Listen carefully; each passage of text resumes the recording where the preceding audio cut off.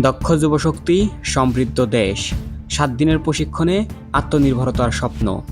যুব উন্নয়ন অধিদপ্তর কর্তৃক ব্রহ্মগাছা ইউনিয়নের তেবাড়িয়া গ্রামে নারীদের আত্মকর্মসংস্থানের লক্ষ্যে একটি হস্তশিল্প প্রশিক্ষণ কর্মসূচি পরিচালিত হচ্ছে। প্রশিক্ষণ কর্মসূচিতে মোট ৩০ জন নারী অংশগ্রহণ করেছে, যাদের অধিকাংশই গ্রামীণ ও সুবিধাবঞ্চিত পরিবারের সদস্য।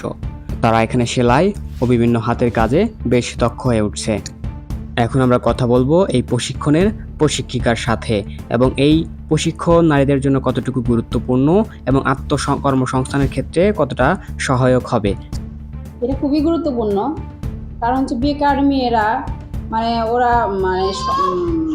অল্প বয়সী ওদের বিয়ে হয়ে যায়। ওরা তো দেখা যায় যে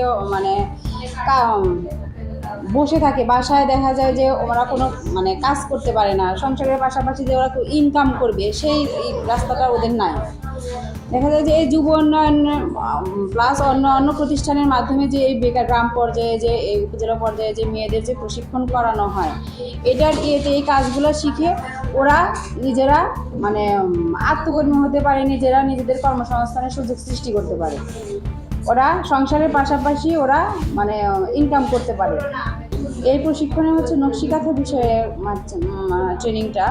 এখানে 52টা সেলাই শেখানো হচ্ছে। এটা হচ্ছে মাকড়সা আছে, নকশিকাঁথা তোমার ক্রস সেলাই আছে, তারপরে তোমার নেকলেস চেন, তারপরে চেল্লা চেন, এগুলো ধরনের বিভিন্ন ধরনের, তোমার ধানের শীষ, তারপরে খেজুর পাতা, এগুলো বিভিন্ন ধরনের সেলাই।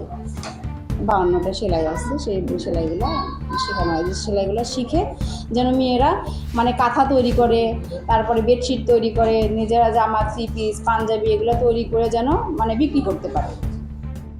এবার আমরা কথা বলবো এই প্রশিক্ষণার্থীদের সাথে। কয়দিনের ট্রেনিং করতেছেন? 6 দিনের, 7 দিন। কতটুকু শিখতে পেরেছেন? আলহামদুলিল্লাহ, অনেক ভালো, অনেক কিছু শিখছি। কি সেলাই শিখলেন? চাল্লা চেন, গিট্টি সেলাই, ধানের শীষ, ভরাট। প্রশিক্ষণ শেষে অংশগ্রহণকারীদের মধ্যে সনদপত্র বিতরণ করা হবে এবং পাশাপাশি তাদের উৎপাদিত পণ্য বাজারজাতকরণে সহায়তা দেওয়া হবে বলে জানানো হয়েছে।